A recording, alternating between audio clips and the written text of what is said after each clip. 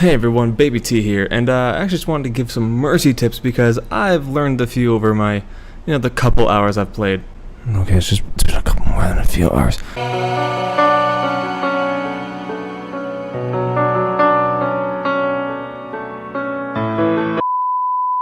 So I just wanted to give a few tips for Mercy specifically because I know her the best. My first tip is her damage boost. Mercy's damage boost is a pretty powerful tool, especially with certain heroes. Her damage boost, the right click of her, adds an extra 30% to your allies' damage, which means that some heroes can do a lot of damage. Let's take Roadhog for example. It's hard for him to one-shot people now since they changed his kit quite a bit. But if you damage boost him, he can one-shot 200 health heroes pretty reliably. Zen is also great to damage boost, just because of his right click, his charged balls. Something to note about projectile heroes is that it's not when, if you damage boost them when they're shooting, it's when the projectile hits that it actually calculates the damage. So like a Pharah, she can fire and you could be ignoring her, but if you damage boost her right before the projectile hits your enemy, it'll do the 30% extra damage, which can be huge because Pharah's rockets do 120 along with Junkrat. Pharah and Junkrat each do 120 direct hit with a rocket. So that's a huge chunk of damage. The second tip I wanted to give is her general healing ability, the yellow beam that you probably know exists. Her beam actually heals for 60 health per second, meaning that you can heal pretty much any 200 health hero, sorry for the burp, that's kind of gross, over about 3 seconds to full, when they're at 1 health. Armor operates a little bit differently than shields and normal health, but for basic understanding of things, people's health will go down slower with armor. So if you can keep tanks with armor topped off, that's really helpful, because they can kind of stay topped off easier. One thing that most people don't realize, and people really panic, is how strong her healing actually is, because 60 healing a second is actually a decent amount in most situations, and people like Winston, he does 60 damage a second. So Mercy's beam will negate his Tesla gun coil Tesla thing, actually outright. He will not be able to kill anyone if you're healing them. I mean, if he has allies, then they're negated out, but he's perfectly fine in that situation. The third tip I want to give is one that a lot of people know but don't utilize as well as they should, is that she is one of the most mobile supports in the game, hands down. Her Guardian Angel is huge. It's an absolute lifesaver and should be used fairly frequently if you don't necessarily need to move to your target. The real tip here is actually in the settings. So what I want y'all to do is turn off that Guardian Angel prefers the beam target. This will allow you to fly to whoever is being targeted regardless of who the beam is on. So it's basically whoever you're looking at.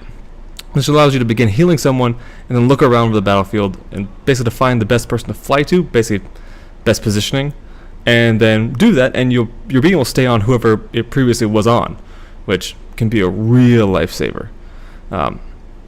It also kind of rolls into, as far as being safe, knowing your predators, which people are trying to kill you, knowing their cooldowns. For example, a Genji dash.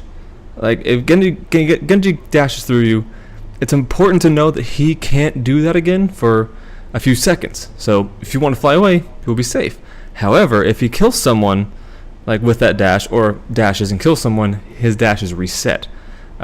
So he'll be able to dash again and he probably won't be safe. If the tracer blinks 3 times to you, she can't blink again, yada yada.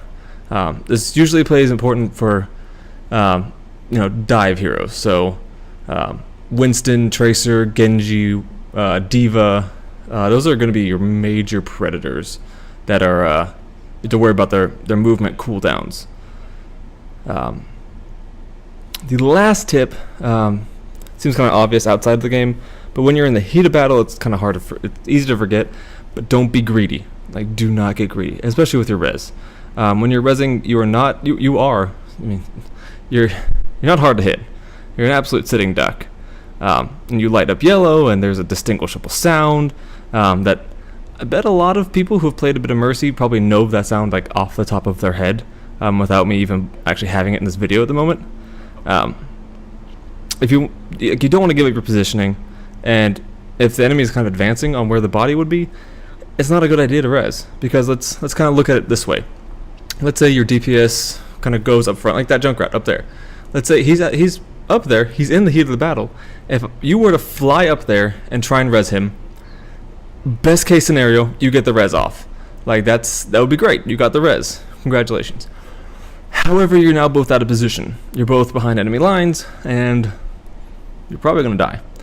Worst case scenario is you fly up there, you try to res him, and then, whoops, you also die. So now instead of a 5v6 where you could win the fight and or hold until your DPS can come back, it's now a 4v6, and your team is now down a DPS and a healer. So you're not likely to win that fight, which sucks. So in any case, make yourself safe. That is a huge thing. And I also want to really stress, again, positioning. You should always have the mentality as Mercy of, why am I here? What am I doing? Is there somewhere else that's safer?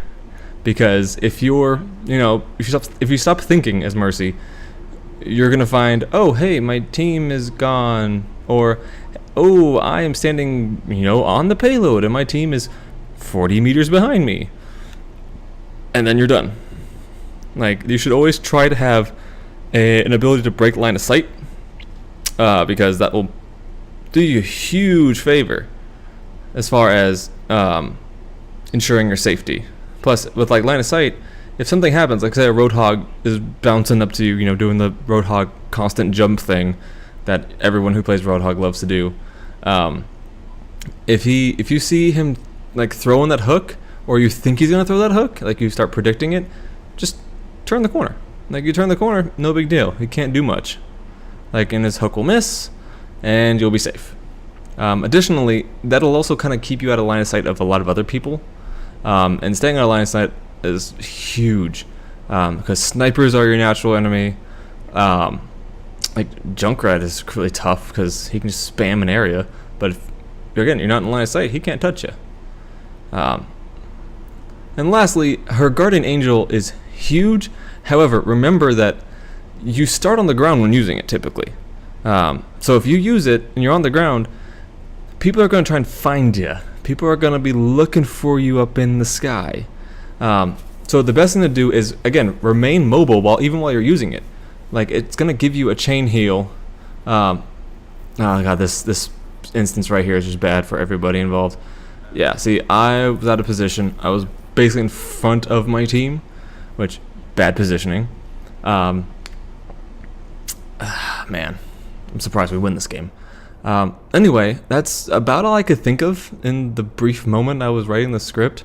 And I didn't really follow the script at all, so why did I even write it? But if y'all have any other questions, feel free to let me know. And also, down in the comments, let me know what heroes you all want me to make tip videos for.